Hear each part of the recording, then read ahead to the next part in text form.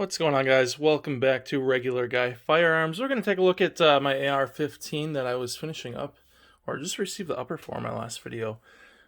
This is a pretty basic build, but I did want to build it for a little bit longer range and learn how to kind of long range shoot with that Nikon ProStaff 3 to 9 times scope on there.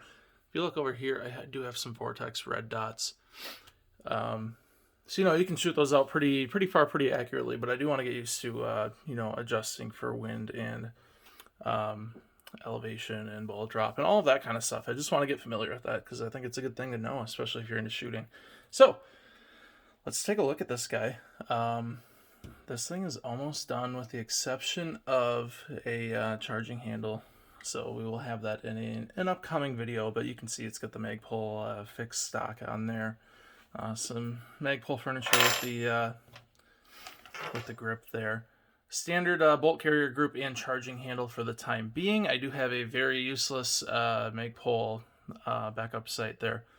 The reason that is there is because I do plan on going with a quick detach scope mount, and I also plan on upgrading this to a Vortex scope in the future. But this Nikon is pretty clear, pretty crisp. So I will probably do a quick detach before that.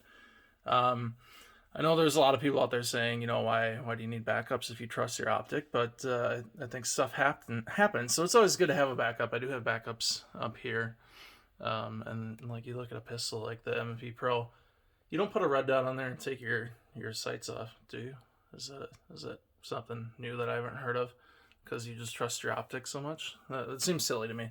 So I do like to run backups. They're pretty cheap insurance, I think. Even if it's just at the range and you have an issue with your primary, you have something else and you can keep shooting. So we do have this on a Aero lower. I do have some anti-lock pins on there, and I do have a drop-in 3.5-pound trigger group in there.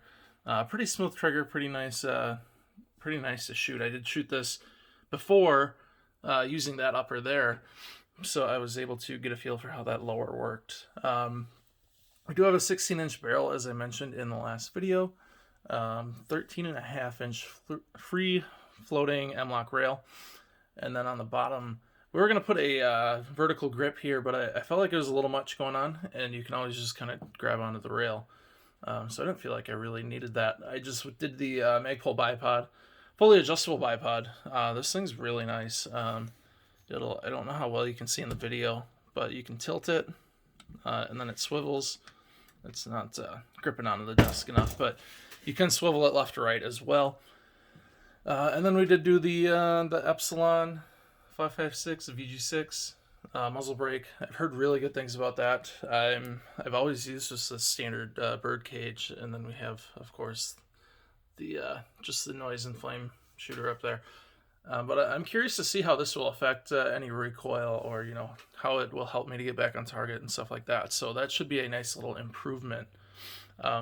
So there it is, guys. I just wanted to show you a little bit of the rifle now that it is finished.